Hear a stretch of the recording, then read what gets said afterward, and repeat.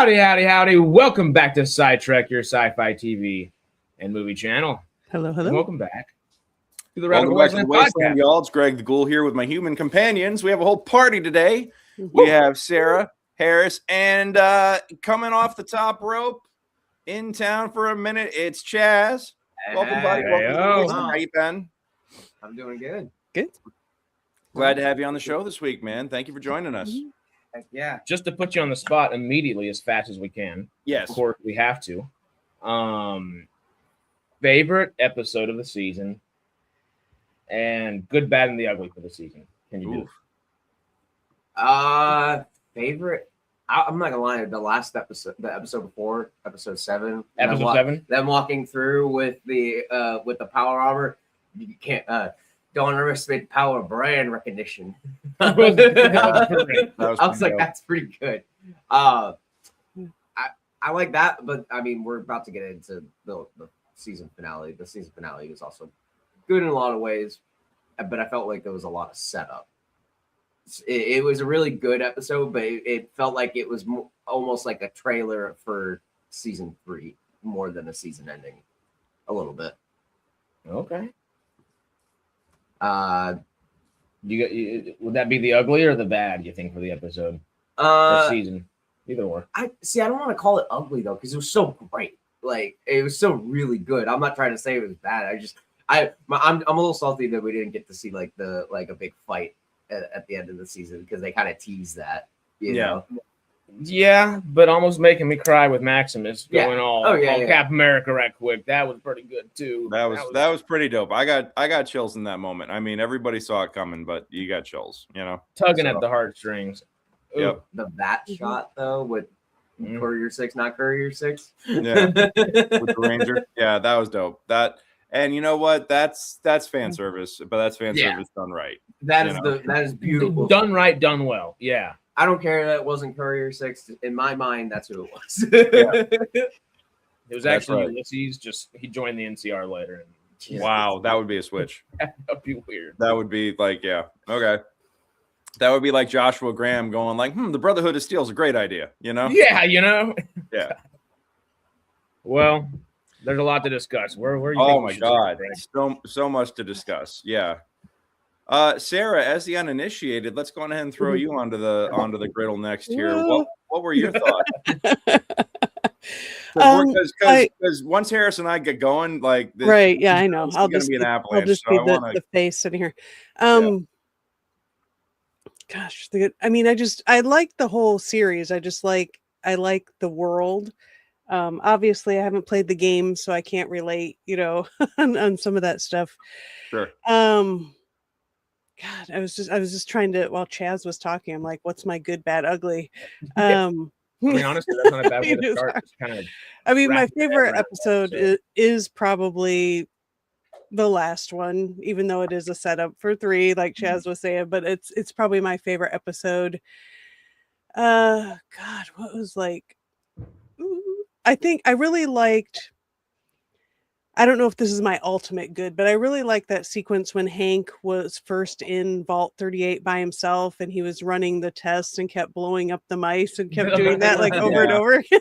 Definition of insanity. I thought that was kind of funny. I liked that. I don't know, whatever. God, bad. Overall, I don't know. The pacing of the show maybe could have been a little bit sped up in some places. It was a little bit off sometimes. I would have liked to also seen maybe a little more about the Legion. Yeah. I feel like we didn't quite get enough. I mean, they set it up at the end, but I think they could have sprinkled in a little more throughout. All right. Yeah. Hell, guys. Harris, what about you? What do you feel?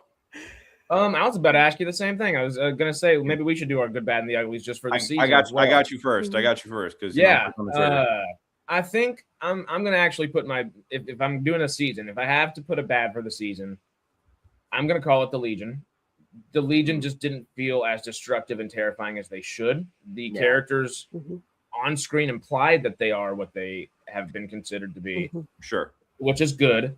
And I love Macaulay Culkin. I want to love him as this Kaiser, as Caesar, as this Legate that was just brutally waiting for his chance to get get what he got. I mean, they crucified Lucy, so I think you do see some of the callous cruelty and things like that. Was that him, or was it the Caesar that we didn't get to hear speak or hear? I mean, the Legion in general. You're talking about the Legion not being as scary as it could be. You know. Yeah. I have thoughts. Like to hear the process of that, because I'm at two minds with it. I don't know exactly where to feel, because I like the implications of everything and I like where we're going with it. I don't feel that. I feel if anything is undeserved is where the Legion ended up in the finale for where they are, just because it was just, we needed another episode with him. I don't know. You can't just do in total. I would be shocked if Legion had more than 12 to 15 minutes of screen time this entire season. They definitely leaned a lot on people knowing the Legion from the game. Yeah, that's really what and it just was. kind of expecting to know the atrocities. And I don't want to clamor for bring us more atrocities, but we need to visually understand how bad the things they can do are to the characters that we know and love. And are growing and loving more and more per episode, especially for people coming from not the games. We need those things. Yeah, I think it's I'm going to come off like an apologist here. I think it is difficult to show some levels of depravity on a TV show that's still supposed to have like that twisted, lighthearted but twisted sense of humor to it. But it's a fine line to walk, because they could get grimdark real quick. Very true. Yeah. We don't need to go full Game of Thrones or House of Dragon on it. No. The Caesar's Palace line was excellent. We shall build the Kaiser's Palace. Kaiser's name. And I'll do a switcheroo with Sarah's good, bad, and ugly here. I think the ugly was the pacing, because I don't think it was too fast at times. At times, I do agree. I think it was too slow. I mean, I think it should have been slower at times as well, to give you a bit of that journey. And if we are going to make the quintessential aspect of Fallout where you got to walk everywhere, y'all, part of it, and hey, we're walking to Colorado next season, let's sit with that a little bit. Let's enjoy the journey and all of the different side questing that we got to enjoy in season 1. If this is going to be a continuous aspect of the show, I don't want to just, because actually, and the pacing wise, I'll actually add into the editing aspect, because the editing of this show was phenomenal, but it was TikTok brain into TV as most as I've ever seen it in anything. It was short, everything was quick bites. Cut. Short, quick cut. Short, quick cut to your next thing. And I want to sit with it. The entire season, we kept saying over and over and over, let us sit with these scenes. Give us a 3 to 5 minute longer episode. Don't give us any new scenes. Just let us sit with the scenes we have longer, because we know damn well those actors put in the time and effort on the bookends of those scenes just as much as we did, or they did for the meat of the scenes, and we want to appreciate that and their work. Give us a chance to get to know characters better, and And the good is the entire damn thing, because I'm as passionate talking about those two damn things. Because there was a lot of things that were just introduced and kind of just thrown out there, not quite used as much as like between the Legion, between the super mutants. I see somebody commented, Stanley commented, between even Mr. House, like, he was a big part of it, but like, he got online. It's like, oh shit, and then the season ended. Not we didn't really see very much of what he's doing with that. Yeah, like, House is the only one I feel like. Because during the season I would have agreed. After the season wrapped, I think House was utilized just the right amount. He's the only character I think that should be that looming kind of thing that you don't see all the time. But it feels more glaring when you don't get as much Legion. You get, oh my God, we get super mutants finally. We see blood bags all across these different scenes. Yeah. Billboards here, and then you don't get another. And then he's gone. Yeah. And then we got this glowing rock in the middle, and then he disappears. Yeah. Yeah. And there are a lot of threads. We did kind of mention this, Greg, you and I talking about it right after the episode. There are a hell of a lot of threads to open up into season 3. Yeah. But and my biggest complaint with recent shows, Daredevil, Born Again, and Pluribus being the just most recent memory, is just I want to feel like a season was completed. Yeah. And set up season 3 or 2 or 4 or so on and so forth. Yeah. I thought they did that really well. They did do that. They answered all of season 1's questions, and they left a lot of questions for season 3 and season 2.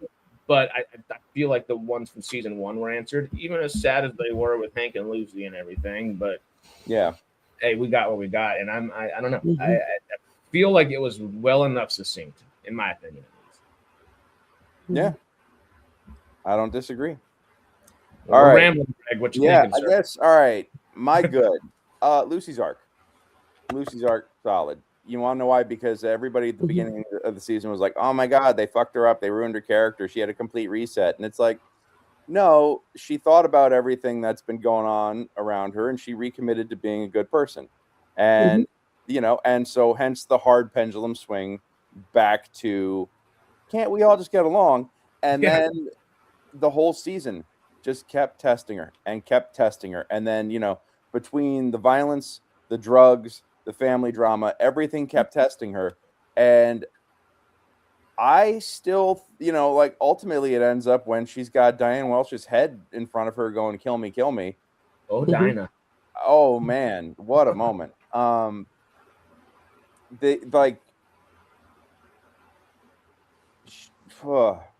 That Ella Purnell crushed the season, 100%, no doubt. I think the layers of difficulty and the nuance in her performance were all just nailed to the wall, and I really loved the fact that she's questioning everything and still struggling to be a good person, but you see the effects that the Wasteland have had on her. Now, the interesting thing is that I think that she was choosing nonviolence to try it because she thought that's what the definition of a good person was. Yeah. But at the end of it, I think she still is a good person. She just uses violence when necessary, and she wrestles with, is it necessary right now? Is this, and so I love the moral quandaries and the ethical quandaries that they stick her in. And it really comes down to Thaddeus's line of, yeah, I'd be a good person too if I was born in a vault and had all my needs met. Yeah. And belly full of food. Yeah, belly. It's easy to be a saint in paradise. And you have your saint from paradise taken out of paradise, and you see what what their reactions are, and can they retain that goodness. And she's trying, and I love that, and I love the struggle, and I love the journey. And I think I don't know, if you had a severed head with a feeding tube in front of you saying kill me, what would you guys do? Because I think I would have ultimately done the same as Lucy did if it was me. But this is I love the fact that she struggled. I thought that her story had about the right amount of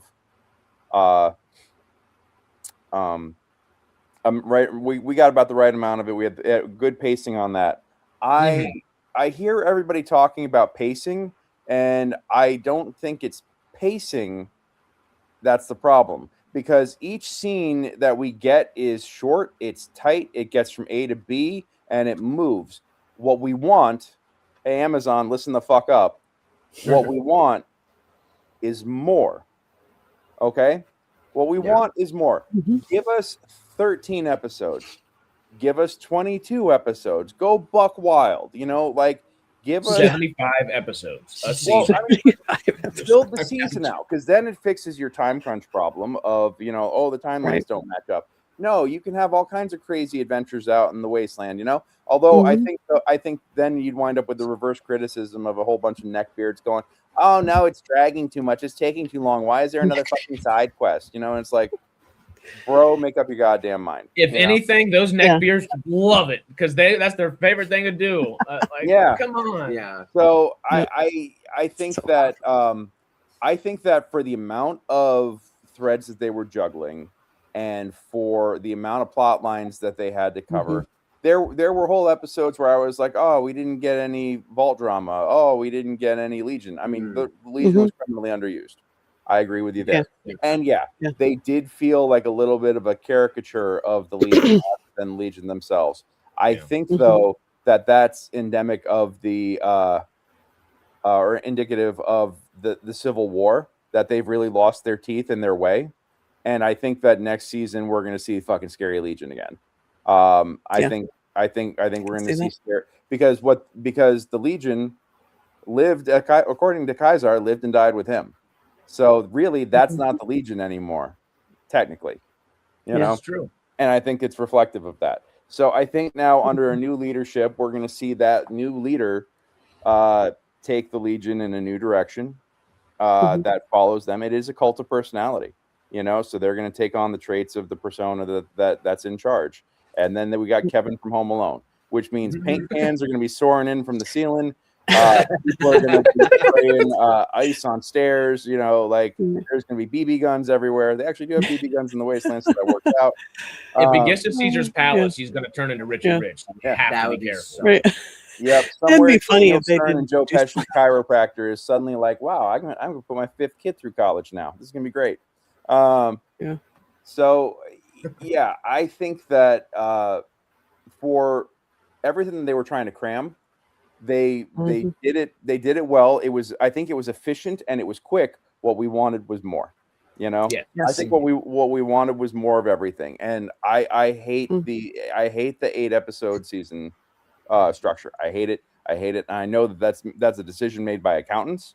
And fuck you guys. Give us more. Okay, that's my take on that. That's my fucking hot take. Somebody gif this. All right, that's my hot take. Yeah. So, I think when it comes to bad, the episode order. The fact that it was only 8 episodes. Give us fucking 13 episodes, you cowards. Yeah, you know? Or go longer than 50 minutes, please. 55 minutes. Please go longer than that. You know, why not both? Yeah, because it's okay to tell more story. You know, it is okay to tell more story. Like it's so cut to the bone efficient that you feel like it gives you what you need, but like what we want is a lot of info dumping almost. Well, I'm glad you're specifying, because there might be a little. It feels like it's pacing with the way it's edited as well. That just feels odd, but it's mostly editing efficient. Like the way you're saying it. Yeah, it's coldly efficient how quick they move from A to B to C to D. Like they zip through. Coldly is the perfect descriptor too. Yeah, but they still had moments for like, you know, they still did have like great character development moments. Like Jamie's going to punch a wall like out of nowhere out of this. He's not even going to be listening to this episode, but I'm going to say this, and he's just going to randomly punch the thing next to him, and it's going to be like a musical interlude. The Reg's musical interlude was just like completely unnecessary, so perfectly done, and completely encapsulated the character in that like 2-minute sequence. Yeah, you know, and it was also one of the best needle drops of the season. You know, and it was just so perfectly done. So you know, they're really like more of that, you know, more of that tight, efficient storytelling, but give us moss, you know, give us some more, you know, you have room to progress all the storylines every episode as needed. I think my the bad was the episode order. The ugly, oh man,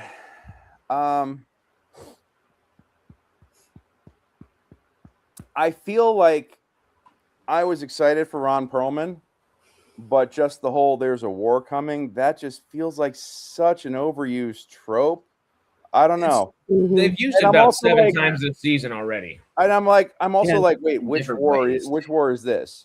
There's already so much conflict. It's like, okay, that doesn't have a dramatic impact when you already have active conflicts between multiple factions. Yeah. Welcome to the club. I'm like, great, take a number. This is the Battle of 5 Armies. Which one are you? Okay. Yeah.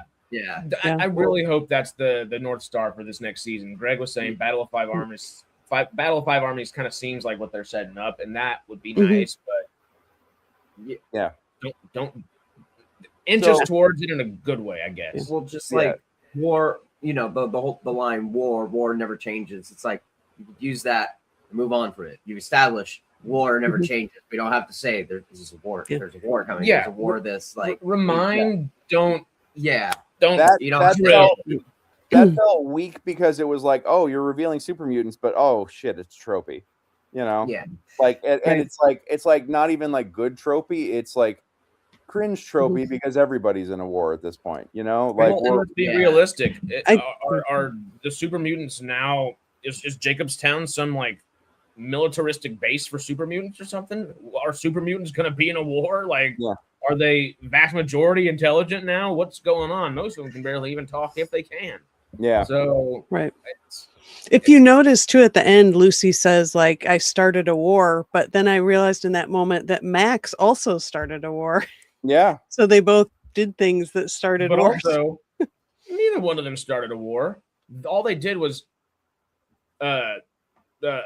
revert or invert the direction the war was headed. You know, I guess technically. Yeah, or they played a part, whatever you want to say Totally, that is. But yeah. Mhm. Yeah, Everyone versus Enclave has been a war since the start. One continuous war with a few pauses here and there. That is true as well. That is true. Yeah, because really all they're doing is uncovering and revealing like the fact that I mean, it's really the Enclave behind everything. And I have mixed feelings about that. Agreed. I saw this article after the episode dropped, and they were talking about Steph. And how Fallout with Steph's character being, like revealed to be 200 years in the past and stuff like that, being a pre-war Canadian. She Canadian. Yeah. 200 years old. She's not even American. That Fallout now has a Star Wars problem. Where everybody, where everybody knew everybody else, where everybody is pre-war, where there's, and I didn't agree with it at first, but now I'm like, I see where they're coming from, and I'm having a tough time disagreeing. What I really liked, and finding out like, oh, it was the Enclave all along, like it was Agatha all along. It's the Enclave all along. The fact that like the Enclave is being proven to be like the big bad behind everything, it makes sense, but it feels like it really silos the story now, where it's good guys versus the Enclave, and and I liked it when it was like, when I felt like all these factions were different and diverse and disconnected, and now I feel like, I don't know, it's all strangely homogenized somehow. Yeah. The whole point of Fallout since the get-go has been the grayness of reality and what's left after such a destructive thing. And now we're into and I still, and it makes sense even from all the narrative that Fallout has had for the Enclave to be in the position they're in and all these different things. Nonetheless, it does feel like somehow the Enclave returned and we're palpatining it again, and it is that just good or bad, and there's no room for the ugly. We have fatties that aren't falling off. We revel in the ugly. I think it's to quote LL Cool J, don't call it a comeback. They've been here for years, and I think they've been there the whole time. And what I like is that I see it, and it makes sense that they would be behind most of what's going on. Especially because, if you look at the lore in 76, everybody is like, duh, but I don't play 76, so I'm not familiar with how active the Enclave is in that. But from what I understand, they are very present and very active. I'm starting to get an itching to play it. I don't know. Yeah. I straight up just don't have time. I worked a 20-hour day yesterday, man. Like I straight up do not have time to play MMOs anymore, which is a bummer because I had an epic level rogue on EverQuest for years when I was in college, and I hung up my daggers when I moved to LA because I was like, I will never get out and do auditions, and never focus on my career if I'm just playing EverQuest all the time. And I'm not going to live in LA, one of the most expensive cities in the world, or in the US to live in, and play EverQuest all the time instead of when I could just do that at, anywhere else. Yeah. So, yeah. But that's a tangent. I think I like the fact that they're setting up the battle lines. I like where they're going with Cooper. I'm very excited for the next season. I was hyped for Liberty Prime Alpha, and I am interested to see what they're going to do with the Brotherhood. I don't think that there's a weak storyline or anything I'm not invested in, which I really appreciate for a TV show. I'm fully vested in this show right now. House of the Dragon can't even say the same anymore, sadly. Yeah, there you go. And Fallout, I think it has even more threads than a House of the Dragon or Game of Thrones episode right now, and it's still juggling them very well. Yeah, there might be one outlying kind of thread with the Legion that's just a little lessened, but hey, if there's like 3 of those in Game of Thrones and House of the Dragon stuff right now, I will let that be just a happy camper because we are eating well. Yeah. You did say something earlier. I think it's a good point, just kind of a hopping on point if we want to start piecing out the different parts of the episode. Lucy, and her arc for the season. You were talking about how she is going through all of these different just emotional moments. Hank and Coop are almost trying to get her both of them are trying to get her to kill a lot of different people. Yeah. For very different ways, very different reasonings. They're both very numb in their own ways and both deeply personal and rooted in I guess not necessarily traumatic things for Hank. He kind of causes traumatic things, kind of traumatic, but for him too. But I don't think he cares ultimately all that much. He's gotten over that. But Lucy understands what it did to the world around her and the people around her and those that she's learned to love, like Maximus. So she has all those kind of moral quandaries from both of the two closest things to father figures she's found in the world: her actual dad and the person who kind of adopted and brought her into the Wasteland. The second she got into the Wasteland and didn't have Wilzig to wander around with a big old metal leg around with her anymore. Yeah. It was awesome.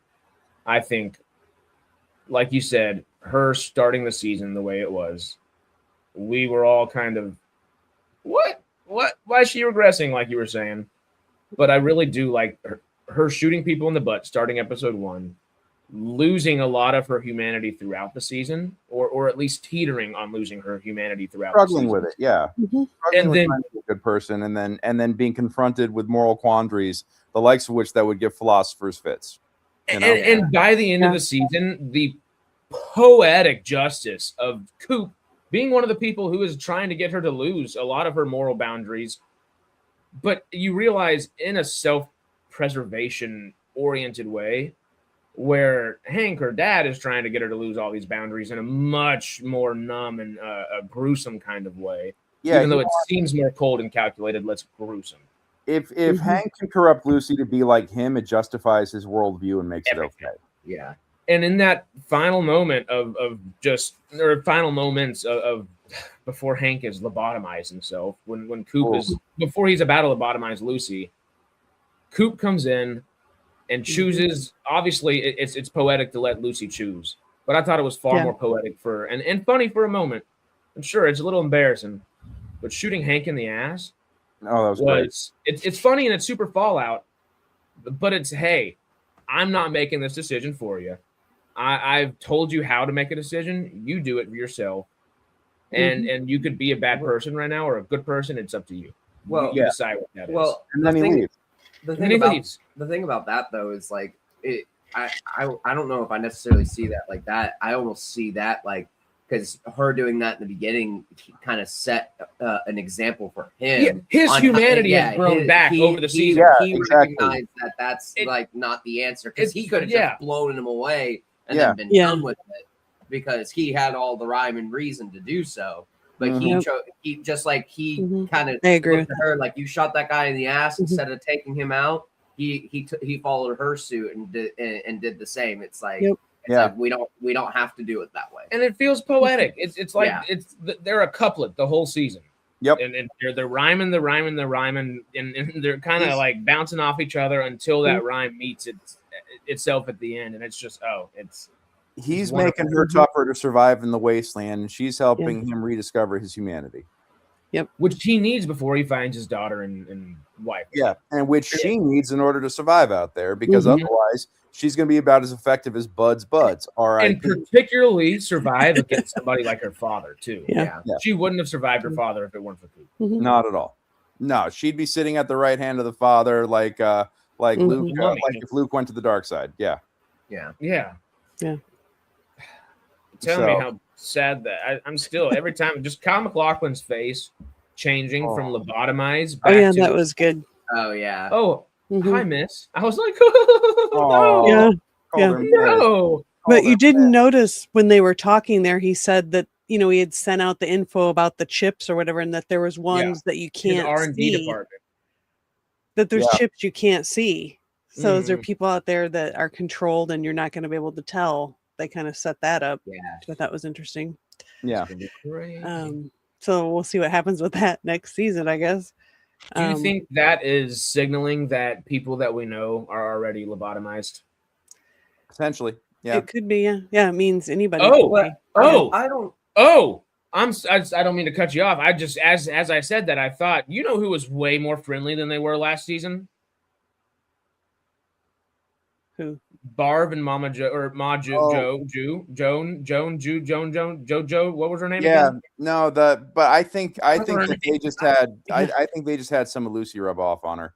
Yeah. Okay. Yeah, I because think they that even was- had I that think that was moment Lucy's where they influence. said, Mhm. like, I'm trying to be a better person, Yeah. damn it. Like, Yeah. And the other thing too is like I don't think that necessarily anybody right now has the chip because he relatively like during the season got the tech figured out. So there's no way that they grabbed somebody, implanted them like That's true.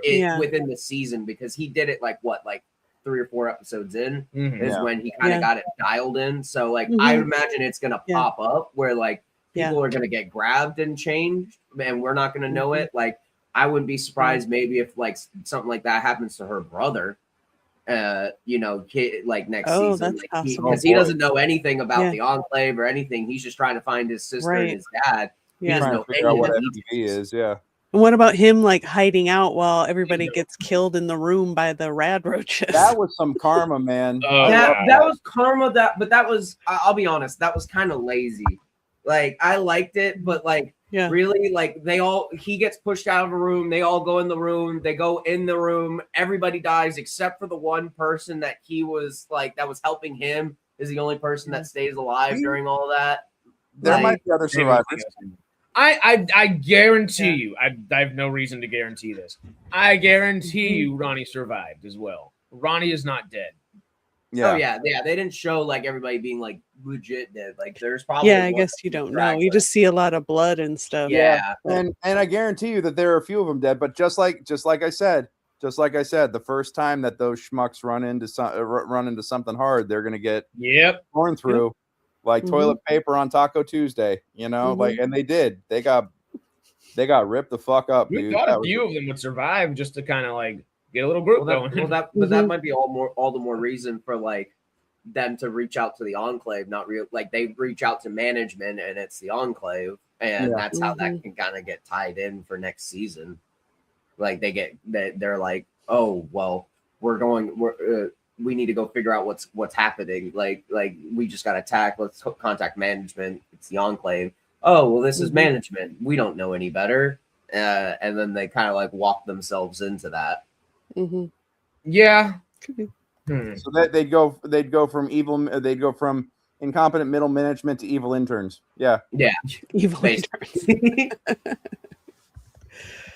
Yeah. I like how they brought the Enclave in though, like just little bit by little bit. Yeah. We know that's the big bad or whatever now. So that's part of the reason I still think that episode 7 was probably the best. Like that last sequence with the music, with him meeting the president. It's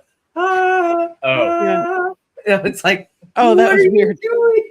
My entire, whether it's Facebook, Instagram, if I go even on I'm not ever calling it X or whatever, Twitter for a moment, whatever. It's always just with everything right now. Yeah. When you realize you have to wait for season 3.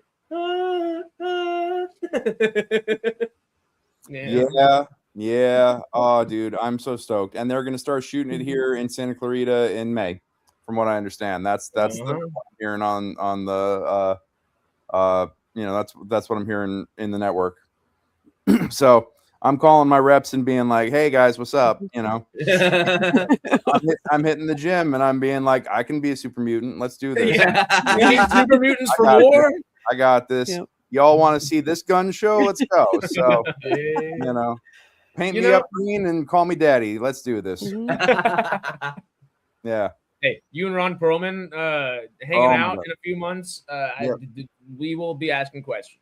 Me and my buddy Ron, he sat in my booth at Comic-Con one year. Well, my booth. Oh, that's right. I work for, but yeah, Guillermo del Toro was doing a signing, and you know whenever del Toro is around, there's like a random chance that Ron Perlman's just going to appear, and he did. Or Doug Jones, Or Doug Jones, yes. Yeah.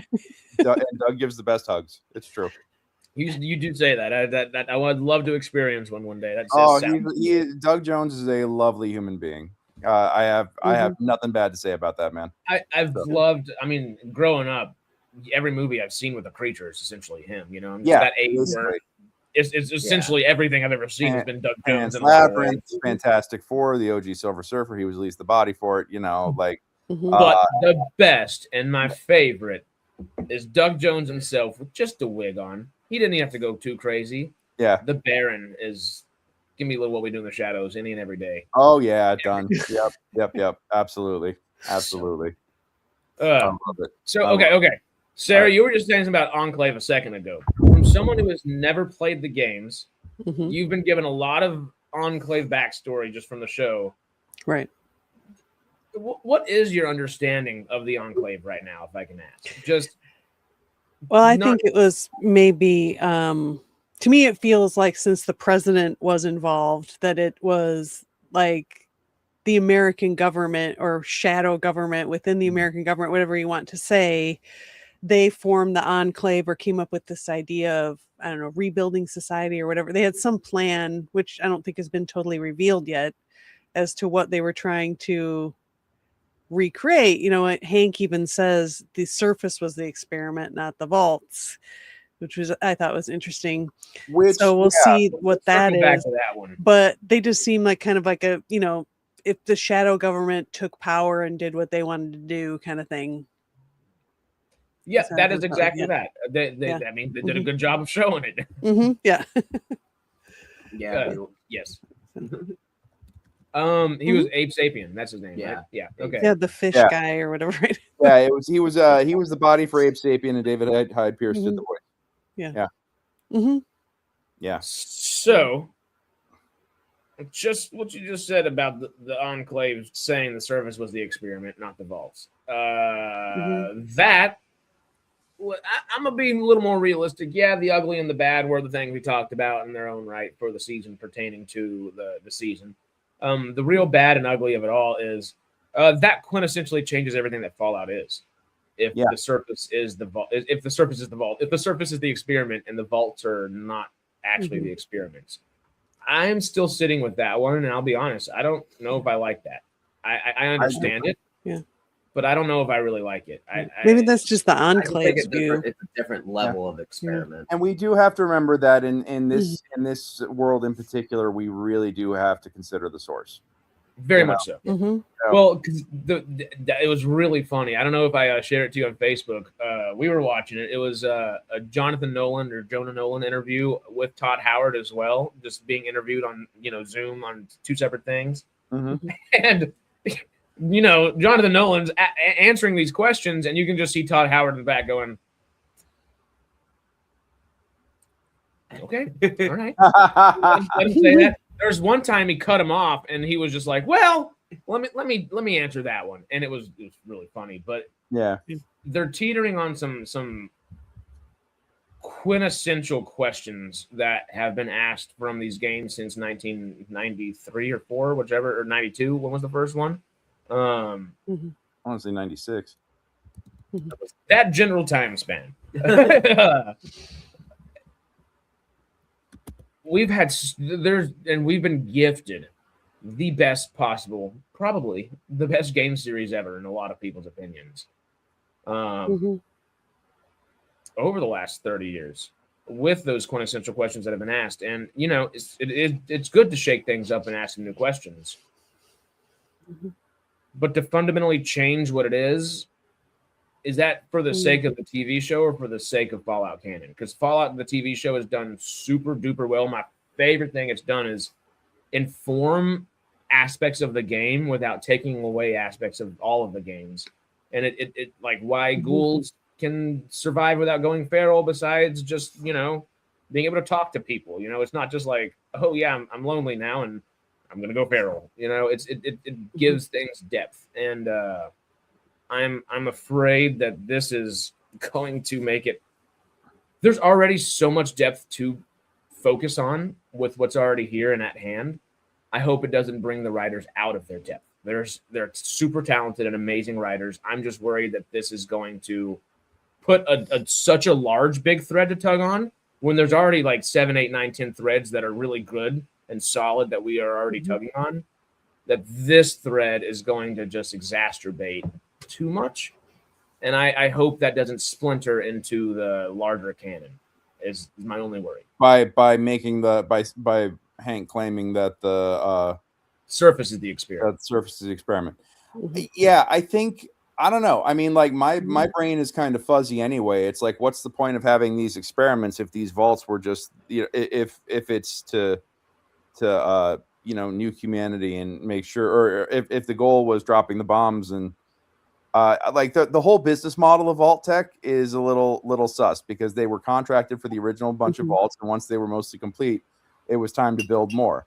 You know, I think, you know, but the minute that the bombs drop, like the economy disappears, so ain't nobody getting paid. You know, like there's certain aspects of this that that I'm still fuzzy about, I guess. But and I'm always like, you know, you could shoot shit, so it's fine, you know, and there's a grand, yeah, thank you, appreciate it, thank you. Yeah. I think I don't know. I had a point, and Peter's comment distracted me. The ADHD is strong. The ADHD is strong this morning. You need another cup of coffee. I do. I got to finish what I'm drinking right now. I'm so tired this week, guys. I'm so tired. I'm trying. Is Sleuth Fest about set up though? It is. I flipped the website last night. I still have to add a couple of projects to it, but I at least flipped the site last night, and tickets are now on sale and everything. And I have to. We have a tour coming up. I'm producing a show. We just lost an actor. I had to replace an actor on an emergency basis yesterday. Like, the whole day was fucking derailed. It's just, you know, it's been a lot, but it's good. It's all good, you know. And I'm also like, the guys in the tour that we're taking to Ventura, and then the show that we're touring to New York, both of them had insane deadlines all week. So I'm just like, my brain is a cloud right now. Mushroom cloud? Mushroom cloud. It feels that way. Like I spent most of last night sacked out on the couch with a migraine. Yeah. So yeah, if I'm a little fuzzy, that's why. Anyway, Fallout. Yeah. I don't I'm still trying to understand, like, what was the point of doing experiments in the vault when there isn't a society on the other end? You know, like, the minute that the bombs drop, everything ends. So why would you be doing experiments when it really should be like, we're going to preserve humanity to reestablish society in our image, you know? Yeah. And then finding out, like, oh, the vaults aren't the experiment, the surface is the experiment. That's so are there a whole nother set of vaults just for Enclave people, or like, is there like, and I mean, you assume so, since you see the active Enclave base, which is, I presume, in Colorado, because that would be the perfect place for it to be, for the pool to run headlong into it next season. It looks very Rockies. So it looks very Rockies. Yeah, it's canyon. It's set in Colorado, California, but I think it's going to be Colorado, because I think it's the Rockies. It's not going to be necessarily Colorado itself. It's going to be the Rocky Mountains, because that goes all the way through into Canada too. Oh, that's true. Yeah, fucking Canadians. That same interview we were talking about with Todd Howard and Jonah Nolan. In that same interview, the interviewer asked, of course, because why would you not? She says, so we're going to Colorado next season. And I don't remember if it was Jonah Nolan or Todd Howard, but one of them goes, well, no one said we're going to Colorado next season. There are a lot of stops along the way. We've been talking DLCs and if they're going to pop up at all. Utah's on the way. Oh, shit. Oh, boy. So you think we're going to see Joshua Graham next season? I don't know. But the way that they specified in the interview is like, whoa. Hold up. We're not going right to Colorado. You know, which was interesting. It's a trek up there. Well, because last season was, hey, we're going to New Vegas and it's going to be a trek there. But then we show up there immediately or right next door to it immediately. We Fast see it travel. in our view. Yeah, it felt like fast travel. And good thing Coop was there because he's been there before, you know? Yep. He hasn't been to Colorado. Does that mean we're going to really take our time to get there? Because the way the interviewer asked was almost kind of assuming it was going to be handled like season 2 where we're going to be in Colorado and let's see what the Rockies are like. But I'll get distracted by bullshit every single fucking time. And I hope that we do get more road travel again this time. Yeah. I really do. Dude, the journey is the fun. Mm-hmm. Right. I think people who are complaining about like so many threads being left unanswered and things like that. I read a comment on Reddit last night that I thought really kind of nailed it. It's like you fuckers don't want a TV show. You guys want a Wikipedia entry update. You know?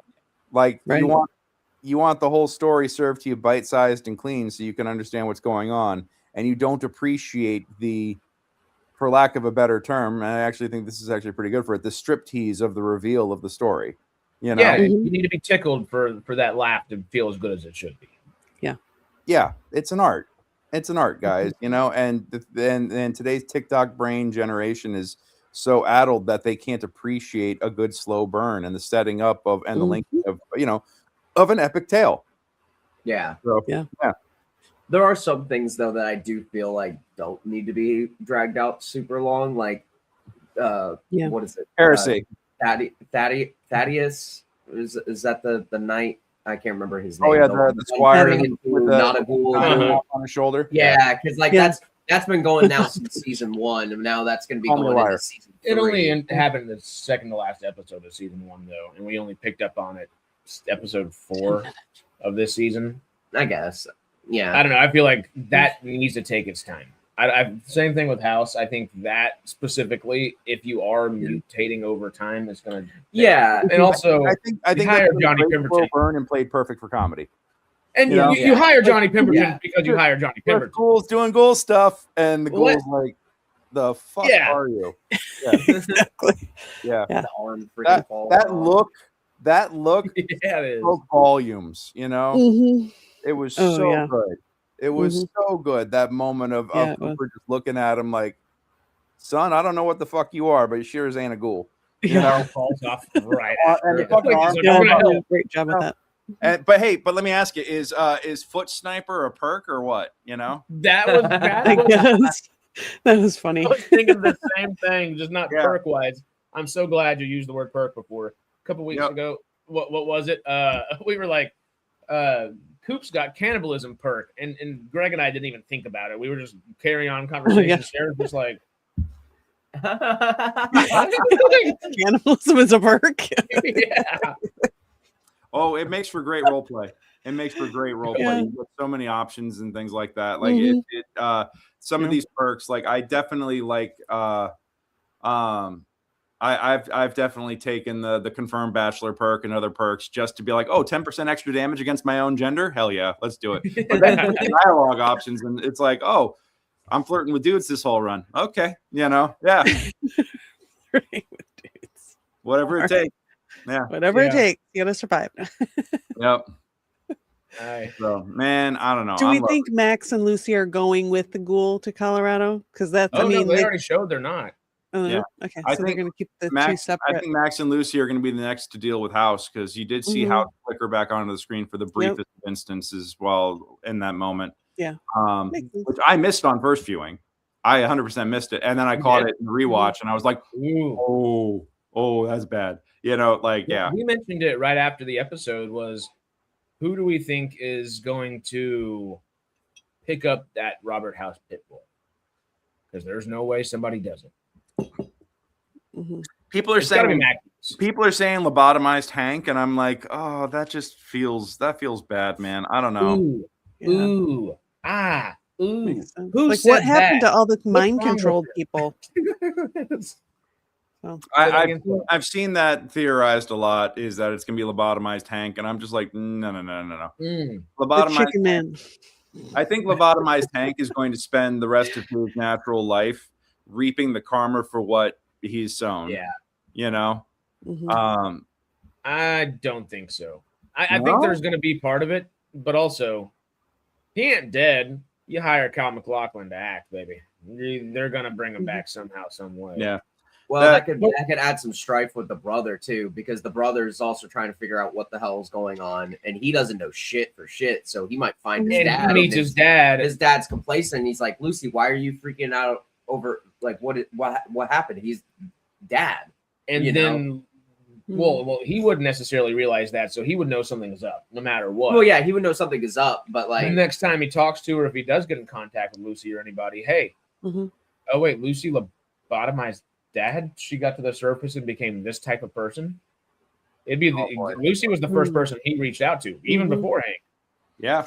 Yep. That would be the only way I think that if Norm figured out Lucy was the one to lobotomize Hank, even though it was Hank doing it to himself realistically. Yeah. That might actually set some disparate between the two of them. Well, and I think the thing is that she'd feel guilty and responsible enough to be like, I did it, because if she hadn't confronted him, it wouldn't have happened in her mind. That's a possibility.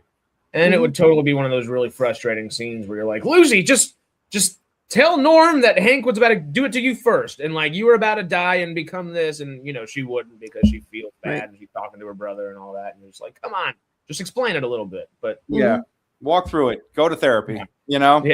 Realize that your abuser's actions against you are not your fault. Yeah. Chazz just said it's all right. FEV will take them all out. And I'm just like, phase two. Oh, phase two. Yeah, what's that gonna do? I don't know. I feel like it's something with the vault. Like it's gonna do something to everybody from their vaults. Like it's like initializing the second step of the virus or something like that. Like creating either chaos or. It feels larger than Stephanie when Stephanie initiates that. At the same time, why would she initiate it if it's not going to save her skin in the moment that she needs her skin saved? Right. Is where I'm like, is it something larger, or think of them as Americans? If she's backed into a corner, maybe this is her pouring gasoline and just like lighting a match. That's true. Maybe. I don't know. I love on the one hand, I've really enjoyed the performance. On the other hand, I do agree that the more I think about it, the more I'm like, yeah, this is starting to feel kind of Star Wars-y. But I also leave it to a Star Wars style plotline to leave with a convoluted family tree / relationship nightmare of not of is Chet Hank Jr. Was Hank Jr. with his sister. What was Chet? Was Lucy also Lucy while Hank and Steph were boning? Like what's going on here? And is Chet who's in the cuck chair? Is all I'm saying. Depends on the hour in this show, apparently. Yeah, the Hank and Stephanie being married was interesting. and Miss McLean. And Stephanie, like, it doesn't seem like she's intimate with Chet at any point. I don't know. Not at all. No. That poor guy. Yeah, he's a means to an end. But is that because that's her son? Is that because that's her actual nephew? Right. Cousin? Well, no, they're not. She's not related to. Are we sure? No, she's Lucy could be her daughter. No. She has a mom. That was the whole point of season 1. Like they got together before the bomb. She got pregnant and frozen Stephanie. So she it's like his first she's his first wife, his real wife. Sure. Air quotes. But Lucy's mom, I guess that we they still are. Before, also is privy to the Enclave stuff. She's privy to going back and forth between the vault and the surface. Yeah. who knows if that's actually Lucy's legitimate biological mother or not? Because Steph was obviously taken out later at times. Maybe, hey. So what? She was put back in because she got pulled out. Like why not? They've shown to do it I before. I don't know about that. I don't know. Fallout 4 is people going in and out of cryo chambers every half hour. And they've definitely brought that back here. Yeah, absolutely. Yeah. I don't know. I think they've left, but she was also pregnant. Yeah. Which implies that it before going into the vault that it could have been. Well, but she talks. No, it's definitely it's definitely McClane Jr. Hold on, no, hold on, because you got to remember she was married in the pilot, and her husband was killed when the Raiders attacked. Right. Like, as she talked about, wearing the dress and how the dress lasted longer than her husband did on their wedding night. Like there, so. Oh, that's true. So Chet Jr. is not. Chet Jr. is not. It's not Gary. Yeah, it's not necessary. Yeah. Okay, that's true. That's true. I mean, people have already forgotten. R.I.P. Steph's husband, but he got fucking gacked in episode 1. He had a funny name too. It was really funny for a few episodes. I don't remember what it was. Because Chet was like, "What about?" It wasn't Reg, because Reg was the other guy. But it was, what about?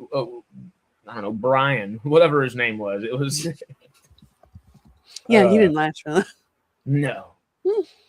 Well, and then she's all about survive. So you can tell she's just, trying to weasel her way in any way she can. Because in the beginning, Coop was trying to be like, oh, if you want a job, talk to him. The next thing, he proposed to me. Yeah, and 4 hours after talking over. 4 hours, like we're getting married, and like now she's getting married.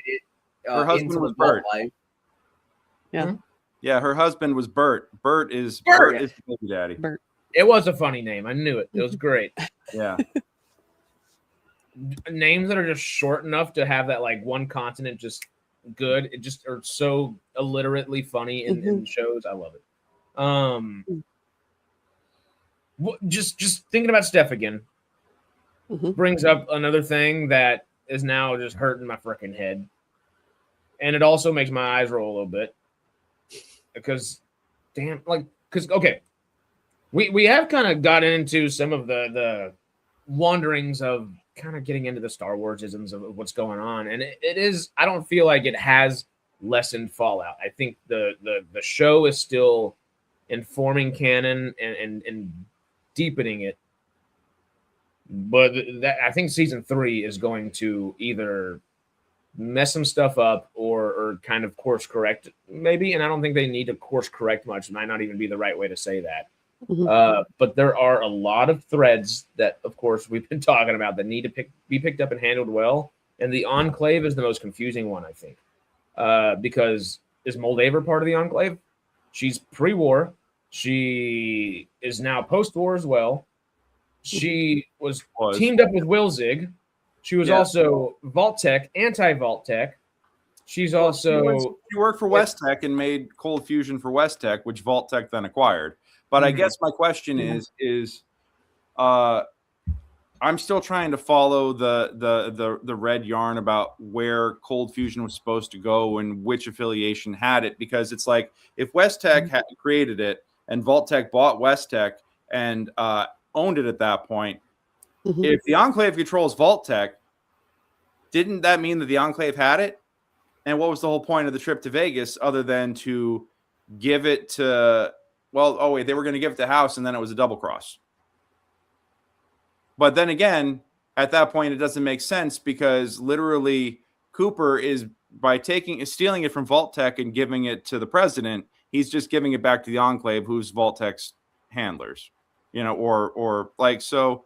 Again, in the opening pilot, wouldn't Lee Moldaver recognize Stephanie Harper too? Not necessarily. Not necessarily, but there's a good chance. Yeah.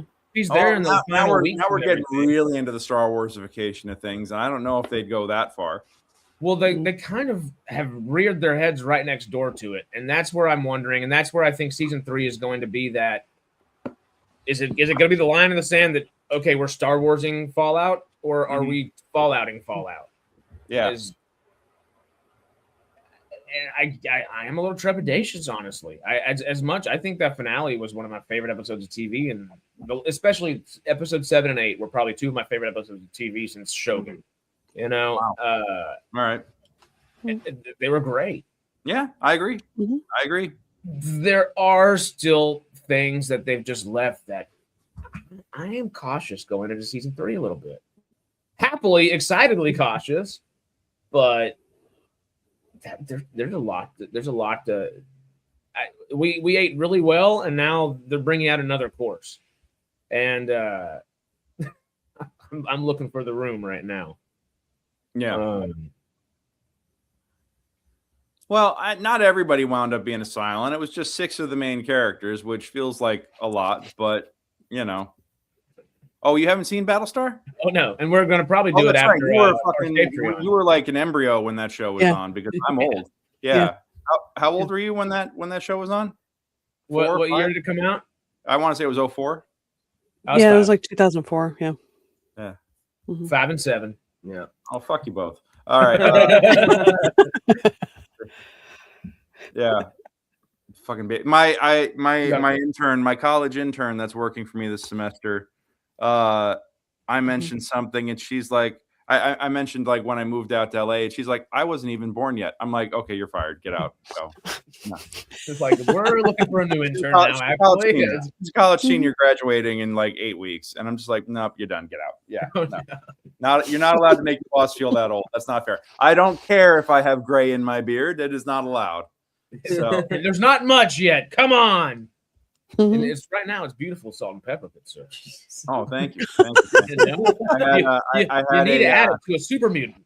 Yeah, I had an audition yesterday for a cool, fun dad commercial, and this was my like I was like, oh, this ensemble worked for that, So yeah. And I kept the beard. I was about to shave because they used one of my babyface headshots for the submission, and I was like, nah, let me give them some options, So I kept it. Yeah. Yeah, honestly, options are the best thing in this industry. Yeah. Moldaver Stanley says intentions for the cold fusion was energy for the whole world, ending the resource wars. The Enclave and others didn't want the war to end, saw opportunities in its continuation. Yeah, and Stanley's. I agree with you 100%. Yeah. Yes, that is correct. I guess my question is the chain of ownership and why it is significant, because it was like if Vault-Tec had it, that meant the Enclave had it. So why is it like such a big deal that it went right back to the Enclave? I don't know. Other than the fact that it meant that House did not get it. I mean, House ultimately got everything. He got the platinum chip. That's clear because Yes Man was upgraded, but got it too late, and got cold fusion too late because But he ultimately got everything he was looking for, just later than expected. For a guy who's a mathematician who can calculate probabilities. So is the cold fusion things diode or whatever it was? Is that still in House's office or computer? Yeah, it's got to be if his computer got that. Okay. Yeah. So the Boneyard this entire season is totally out of power and still screwed. We just thinking about that. Now that would be a great time for him to be like, oh, I guess the Legion's coming. Oh, guess my power died. Got to go. Bye. Yeah. Adios. Yeah. Is there going to be a Legion? What are they called? California, and what are they called? New California Republic. New California Republic. Whatever. Yeah. Is that going to be a war between them over Vegas? Oh yeah, they're going to rehash that fight again. Absolutely. Okay. And this time it'll be on the streets of Freeside rather than the Hoover Dam. So. Yeah. How long does it take for them to get pushed back into the Strip in Vegas proper? Not long. 2 episodes. Probably. 4 episodes. That was. I mean, I suppose it depends on how many NCR folks they got because that didn't look like much. And that Legion of Chazz, man, they were definitely rolling deep. So we'll see. Maybe they're tired and bloody. Death claws take them out. Oh yeah, if only there were any death claws left, Yeah. Yeah, the NCR I guess just went and wiped them out, so they're tired. And well, you can't. You don't want to rely on wild animals to be your foot soldiers that are just as likely to take you out as take out the other guys. Yeah. So, yeah, I do hope that we do actually get a an intelligent death claw at one point, because I would just love to see one with a monocle offering somebody a spot of tea or something. You know, just it seemed like we were going to for a second. It seemed like they could have gone that way. Yeah. Mm-hmm. And the fact that it was the Enclave that House said brought them there. It was the same people that brought them onto the strip that released the death claws and all that. Mm-hmm. I really would have enjoyed it if they had confirmed that it was Courier 6 bringing the death claw eggs to the exotic animal dealer at the bottom of the vault, and that was just oops, we fucked up. That would have been a great confirmation. This is another thing where I feel like, everything bad in the Wasteland right now is because of the Enclave. You know, like that. That does feel like, these guys have just been menacing in the shadows all along, and they're responsible for everything. They don't have to be responsible for everything. Yeah, there could be fuck ups from all sides. Like, exactly. And from a few different angles. Yeah, and right. Oh, Littlefinger, that's the only way I drink my tea, baby. It's the only way. Microwave. You know. Yeah. Get in the comments. Get in the comments. You can pay to roast me in the comments, please. You know, this is true. Do you think they're just trying to simplify things by making the Enclave the big bad and not for everything? Yeah, I mean it. Yes, but also they don't have to. This is the only time. The only time. Don't follow my rule. Don't follow the rule. No, keep it simple, stupid. Enjoy the complexities, please. There is an oversimplification at that point. Yeah. Yeah. Yeah. That becomes like if it's too simple, then all you have to do is kill the Enclave, and suddenly the world all is right with the world. You know, right? They may even be playing at that to mess with us a little bit, because is Moldaver part of the Enclave? Well, is Wilzig still part of the Enclave? Unwilling or unwitting? Yeah, I think Wilzig was there with the same kind of gun to his head that Barb was, and it was almost like a pyramid scheme of guns being held to people's heads to, you know. I don't know. He seemed way more evil, and I thought it was allowing what's his Michael Emerson. Michael Emerson. There we go. I was like, I know it. Come on. It allowed him to do his. He's just such a good villain. He's such a great villain. It allowed him to have a little villain moment in that elevator with Barb.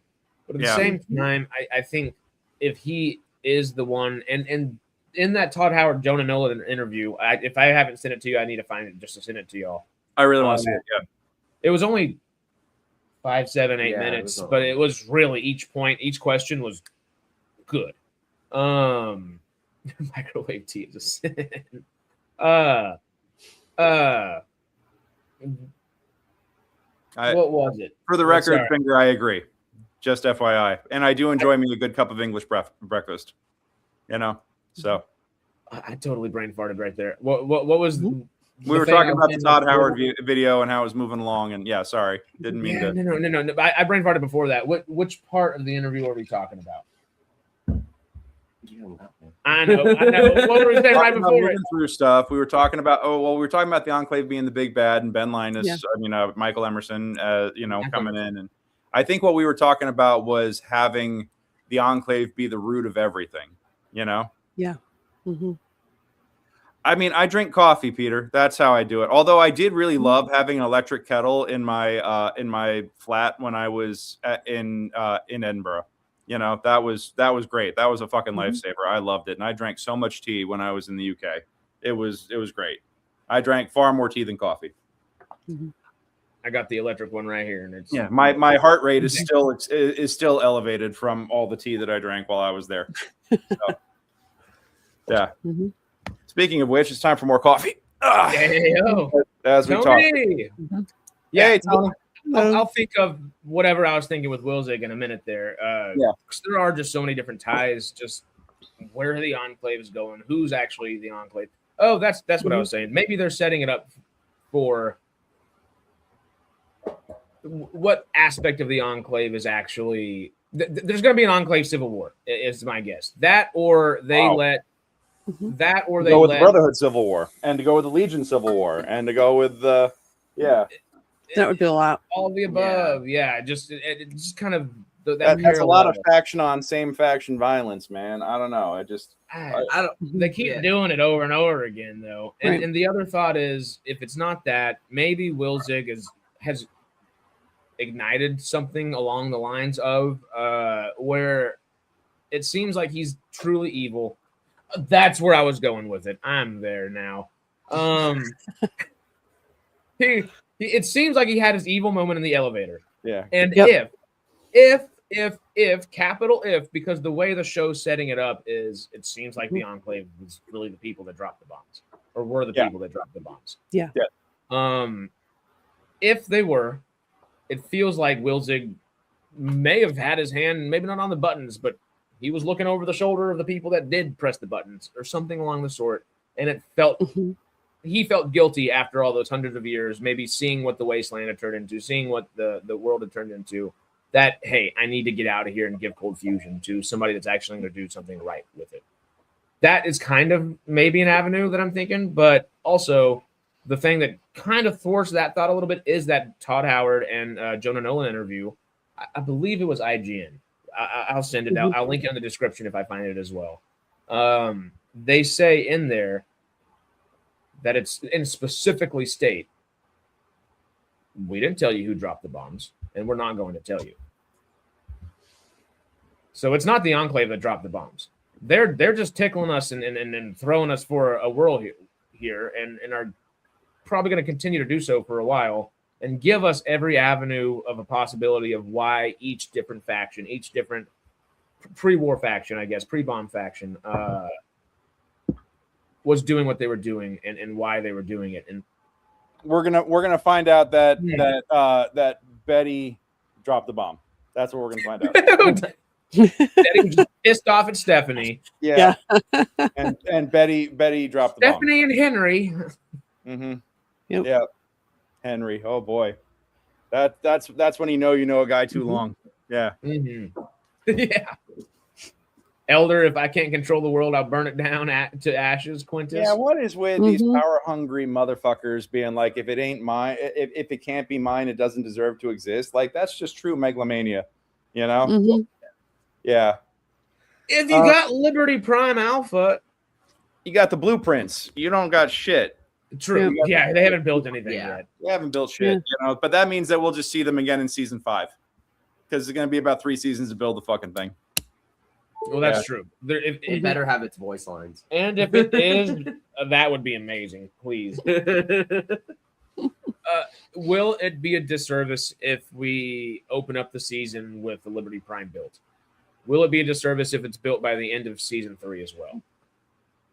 I mean, it depends on how big a time jump are we talking. Because, you know, they could take the opportunity to jump ahead and be like, oh, yeah, in the amount of time it took for Coop to get to Colorado, the remainders of the Brotherhood after the Civil War have finished building Liberty Alpha Prime. It's like, fuck, man, how long did that take? You know, so yeah, they work. I recognize they work at the speed of plot, but you know, good God, if we start season 3 with an opening crawl, I'm running.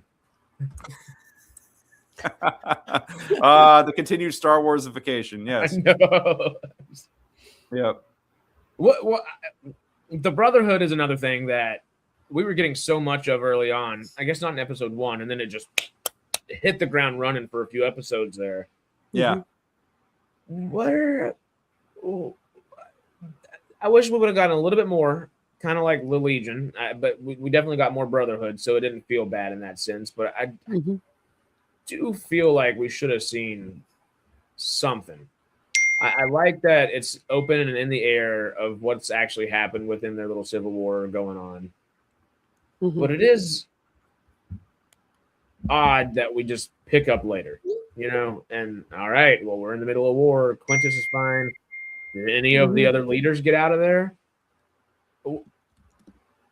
I don't know. I that's something I feel like we should have visually seen, because I'm not convinced all these different people that were literally hanging out in the same areas, they just stand up and start shooting at each other, and that war realistically would have lasted half an hour.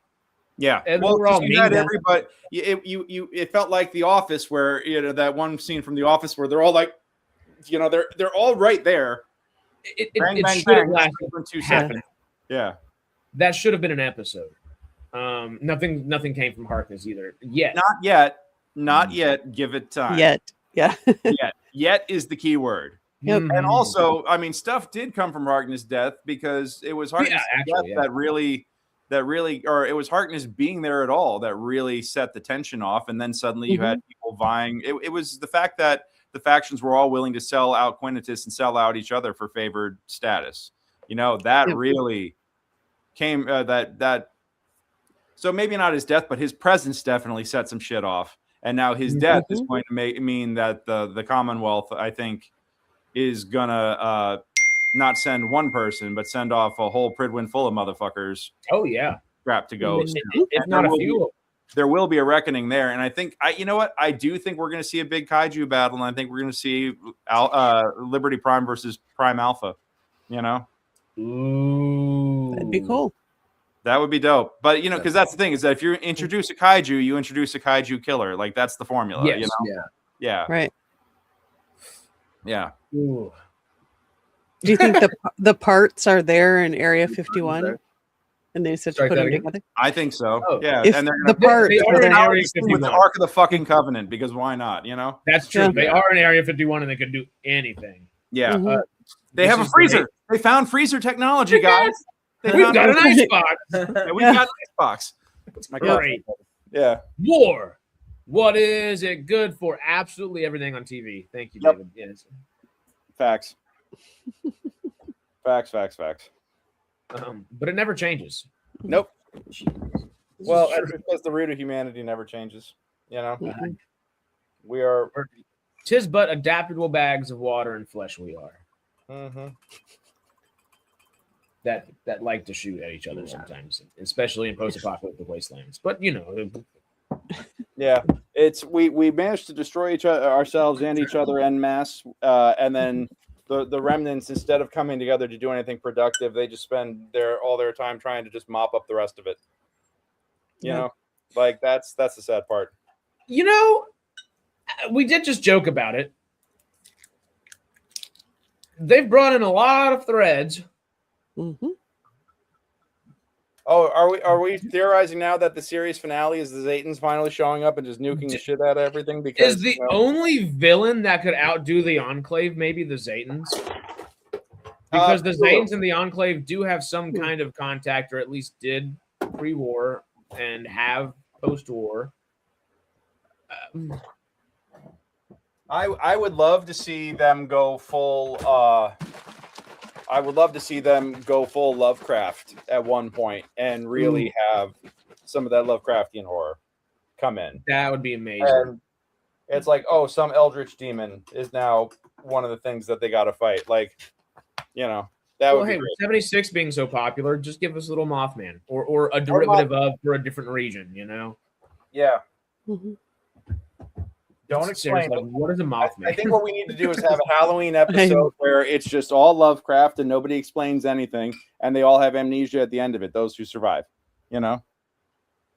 Or except Thaddeus. I accept Thaddeus, but I need to see everybody.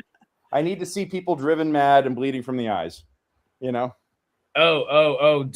Hey, if they go through, and no, they'd have to go down towards Arizona to go to the Divide. Oh boy. But Utah, Chupacabra, a little Joshua Graham can get them going too. Oh and, yeah. Well, I'm pretty sure they can find some stuff in Utah to. You know what I appreciated this season though is that I felt like they nailed the look. It wasn't a perfect 1-to-1 recreation, but they really nailed the vibe of New Vegas, and they didn't rely on stunt casting and known character cameos to carry. You know, no, right. They took this original story, stuck it in the environment that we know, and it worked. The stunt casting was to almost fill the story out better with someone like say Kumail Nanjiani. There was just, we're gonna have this guy. What is this gonna do to the rest of the story? And that was not answered the way we thought it was going to be answered, but it was still quintessential and pivotal. Same thing with Macaulay Culkin. We thought we were going to see a whole lot more of him, and thankfully, at least we will. Yeah. I just realized what was going on. Oh yeah, I'm just trolling Littlefinger a little bit. I Yeah. did. I may have had that thought while it was happening for a second. I was like, we're just gonna keep moving. Yep. Anybody yeah. who's listening to just the audio of this is just gonna have it'd be like, what? It's fine. Don't worry about it. Give them the visuals. Okay. Yeah. Let's just throw Cthulhu against Prime. Yeah, that'd be fun. Get a little Pacific Rim in there. This season was just for all the things that we are finding that we're airing our caution for season 3. The caution's been aired because it's been laid out so well. Yeah. It's got the. I really think Prime has got the best thing they have, or the best thing they could have on their hands. Yeah. It's the only thing comparable to a Game of Thrones, House of the Dragon, Night of the Seven Kingdoms right now, which I'm behind and need to catch up on. Surprise. Which is a fucking half-hour comedy set in Westeros, and it works. And it's amazing. And it's so good. I'm 2 episodes behind, and I'm kicking myself about it. Yeah. I gotta watch it at all. I've only read the books. I've never watched any of the Game of Thrones shows, but Night of Seven Kingdoms, I might just break and do it. Yeah. So if any, that's yeah. Just the whole season, the whole show is just getting better and better. Every episode, there's something more, and I don't know. Even with airing all this caution for season 3, I'm still just giddy about it. Yeah. No, I'm super stoked, super excited to see where it goes. And yeah, I have my complaints, and I've definitely shared them, but I like the stories. I like the characters. I love the fact that they're not shying away from moral and ethical quandaries, and really putting characters through it, just like the games. Like, they've really nailed the spirit of it, and they're continuing to do so, and it's still building and still going. Yeah. I'm here for it. Sarah, just to kind of get the oh god, SciTrek has too many things going on right now. Don't watch out for the plugs. We don't need those mentioned any longer. No.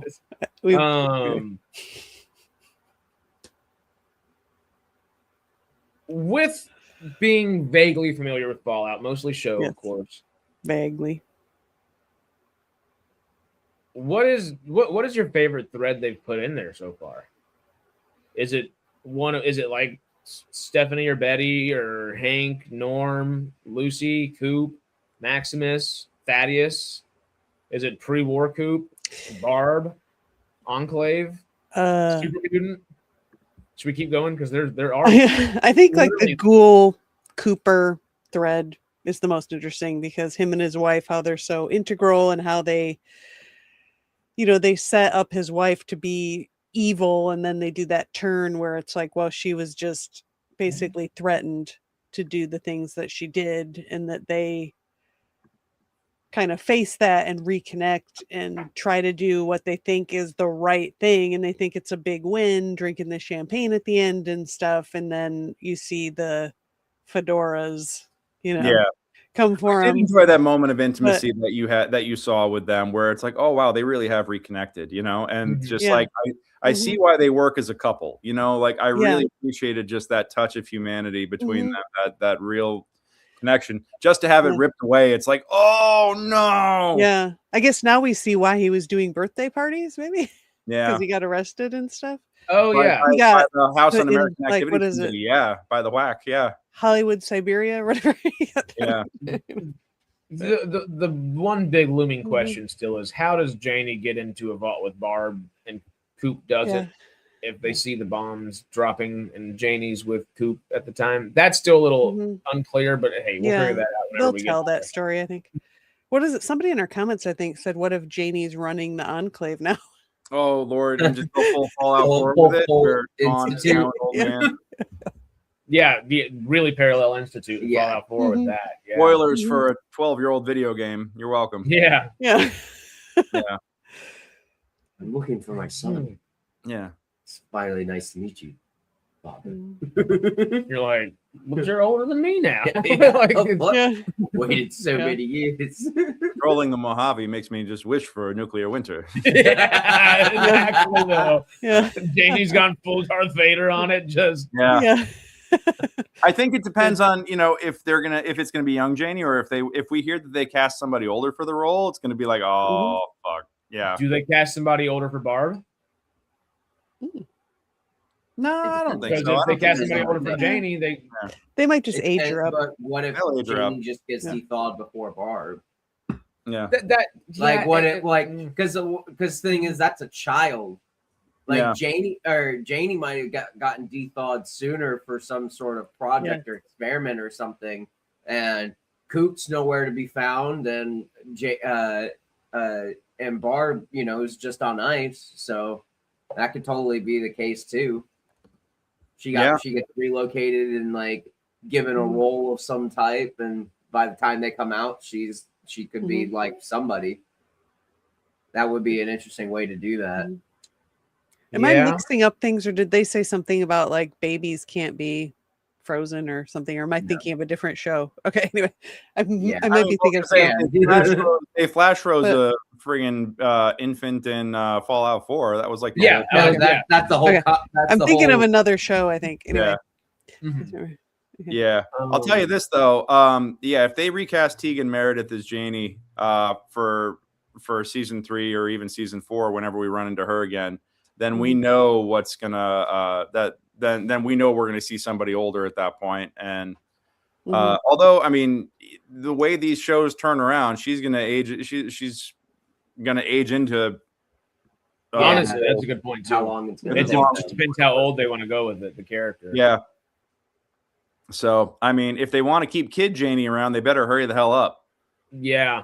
Well, and hey, even if they do recast and age her up or anything, what was the actress's name again? I just had it right here. Hold on, I pulled Tegan up something. Yeah, Tegan Meredith.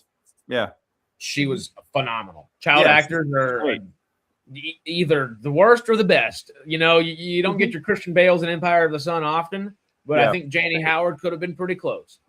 Damn. All right. Well, she's doing really good. She did one of the most emotional scenes on TV in the last few years as well. Was just that thumb. That felt very Empire of the Sun to me. Since that moment, it's kind of stuck, kind of that parallel. But yeah, that's going to be so interesting to see what they end up doing there.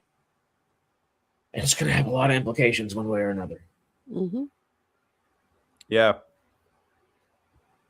Aye. Oh my God. I loved season 2. On a scale of 1 to 10 rads, what would you guys rate it? The entire season? Yeah. 8. I give it 8.5. Yeah, I'd say 8. I'd give it a solid 9. I really enjoyed it. I was really engaged, and I have my nitpicky shit about it, but I'm all in, and I'm ready to see. I want to see. I'm on the train. I want to see where it goes. Yeah. I think overall the show for me is a 9. Yeah. Yep. Amazing. Well, all right. So now, are we going to spend like the next couple of months just covering news and rumors and everything as we prepare for pre-production and everything, and start scouting, like go bird dogging locations where we find out they're shooting and stuff, or what? I guess now that the show's on hiatus, what becomes of the Wasteland? We can do a lot of things. Pluribus is also dystopian post-apocalyptic. Different post-apocalyptic. All right. A little more Invasion of the Body Snatchers type of post-apocalyptic, but makes it more fun. Not more fun, but a very different type of fun in a good way. And I think the Wasteland might need to venture there just for a little while. All right. If y'all are down, just some more homework there. Yeah. I also I am going to reach out to my buddy who designed the Death Claws to see if he wants to come on and do an interview with us one day. So that'd be amazing. That'd be really cool. He's a busy man, but I'm actually hanging out with him this weekend, so I can chat with him and see if we can make good time for that. Cool. So I'm gonna try to find time to start playing more video games, but that's just, I don't know if I'm gonna find as much time as I'd like to, and I also want to play Fallout New Vegas still. But Outer Worlds did come out, the second one, and it's still one of the bigger sci-fi games that's being played right now. Yeah, and, it is made by the same people that made Fallout New Vegas. So, hey, Fallout in space with a little retros 50 vibe. Yeah, A little extra dark humor in there. This is specifically on the dark side of the humor, which is fun, but might have to delve in there a little bit. I'll let y'all know if I get into playing those games where it's worth discussing and stuff. But okay. Yeah, we'll figure that out. I did make a list the other day. There's Pluribus, there's Silo, Outer Worlds 2. We can always go talk some Mad Max or something like that. Wasteland, the games that kind of helped bring Fallout to the level they were, just being a little older. I mean, we still have all the Modiphius materials for the role playing game. I'm happy to run a game. Ooh, and we have the games too. We do. I have the Wasteland 1, 2, and then a multiple of the. How do you pronounce their name? Modiphius. Modiphius, yeah. Modiphius. Okay. I just got their Discworld game too. So anybody who's a Terry Pratchett fan, like I got the downloadable PDFs, and I got the books coming as soon as they're done at the printer. So Woo! Yeah, that's gonna be fun. I'm rereading Discworld right now in all the free time that I have. So, and another show that we might discuss a little bit. Hey, you're more familiar with that one too. Falling Skies. That's a great one. And hey, Colin Cunningham, Noah Wiley for the Pit right now too. Both are kind of up there, and we all love Colin Cunningham around these parts. Who will SG1 for us? Yeah, and only interviewed him at the Hobgoblin. That way. That was the old location on Santa Monica. Yeah, and the new one's even cooler. New one is even cooler. I'm super proud of it. So, I think those are kind of the things that we were thinking, because I was trying to get a little list together to think about what would be fun to discuss coming up on the Wasteland. So anything that y'all want to discuss, chat, anybody here in the future, y'all comment, let us know. Put it in the community tab on the SciTrek page on YouTube, on the Facebook page, wherever you want to talk to us, everywhere you want to talk to us, put it everywhere. Yep. Absolutely. And, we'll start wastelanding. Hell yeah. And Discord, yeah. And sorry, go for it. I was just saying we're still working on getting it back up and running, but having Discord up would be a good one for people to bring that up into. Chazz and Matt are getting all fancy with the Discord box. There you go. Yeah. That goes right over my head. But that's why we have the tech people. Yeah, exactly. Love it. But yeah, anything that y'all can think of that y'all like to discuss on the Wasteland. We'll see you on Fridays, of course. Yeah. Actually, within the next week or so, are we still planning on getting a little Star Trek podcast going, opposite sides of Stargate Outpost? Oh, you on Wednesdays? Sarah, let's take that conversation offline about name and launch date, and we'll get I also have to watch all of Starfleet Academy because I haven't seen any of it yet, but I heard the last episode was a fucking banger, so I'm excited to check it out. So in the next few Wednesdays, y'all keep your eyes out. We're gonna try to alternate Stargate and Star Trek on Wednesdays. Podcast wise. Sounds great. Yep. All that being said, we've got Sci-Fi Sundays on Sunday. Yep. Our Escape-Tree on Monday, which will be birthday time. That'll be fun. Wednesday, maybe we may or may not have Star Trek starting. If not the 11th, it'll be the 2 Wednesdays after, because we have to have Outpost the following Wednesday. Yeah. And we don't have Tuesday night for Fallout this week. I don't know what I'm going to do with myself. I don't know what I'm going to do with myself either, man. Oh. It's going to be weird. Well, we know what you're going to do with that milk jug, so I had to. I'm sorry. What I got to do. What can I say? My wife left an hour ago. I mean, you got. We're gonna have to text Jen after this and say, Greg's been crazy. What's going on? Greg's wilding out. So he's going full ghoul on us. Watch out. Like it's I've always been feral, guys. You're only just realizing it now. You know, that's the trick. So I love it. Anyway, awesome. Sarah, Greg, can anybody go see y'all anywhere? Can people buy Sleuthfest tickets online? Are there any? Yeah, actually, you know what? The one acts that I'm producing. I'm not in any of these, although I almost was press ganged into being in one of them. Sleuthfestla.com now has the tickets for all of our shows happening. So if anybody's in LA, you want to come and see some live stuff. We have 2 more events that are going to be added to the list. I just have to get those up today. But the Casebook Collection, which is the show that I'm producing, we're live streaming it. So good. I was going to ask if anyone. All of our friends in the UK, if you guys want to see some really, really fun noir thriller short plays, some comedy, some drama. If you enjoy like some good mysteries and noir, come and check it out. It's my theater company, Theater Unleashed. We're putting it up. We got half a dozen plays happening. They're all about 10 minutes each. The show will probably run about 70, 75 minutes all told. I'm super excited for this. I'm glad to just be like, I'll be the guy in the control booth running the lights and the sound for this one. But I read and picked all the scripts myself and recruited the directors. And cool. I think that it's a great cast, a great team of people.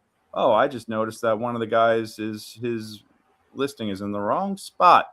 I will fix that right now. But Casebook Collection is going to be dope as hell. The other events and things that we're doing are all going to be very, very exciting as well. There's a new musical that's going to be workshopping during this festival, which I think is a great opportunity. Mystery noir thriller musical, which is going to be really fun. That's one of the things I'm adding. And then I was originally going to do a short film festival, but none of the submissions that we got were actually mysteries.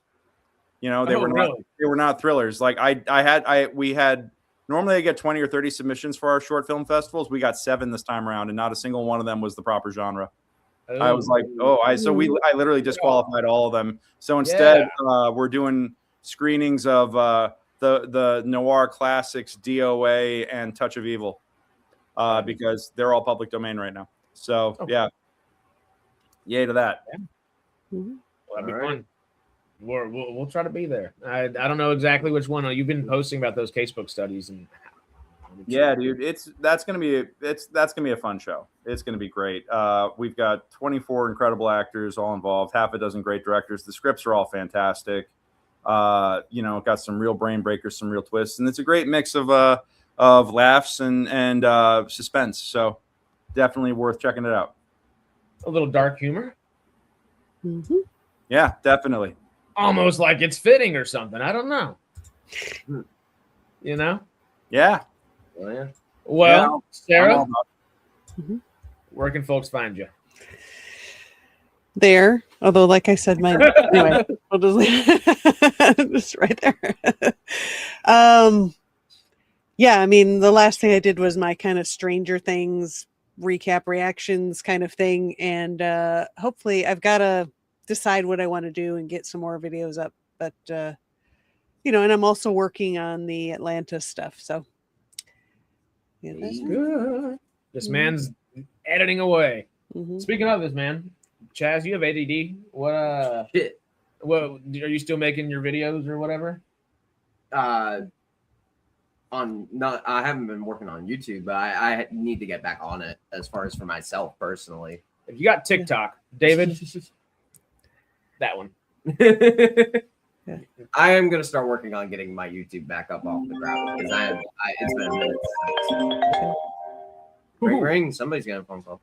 Not me. I'm letting my wife answer that one, so that's great. I got a milk jug to get back to. I can't answer this one. I do. I got to get back to it. And it's protein milk too. It's not even. There you go. Yeah, let's just go right there. It's just no.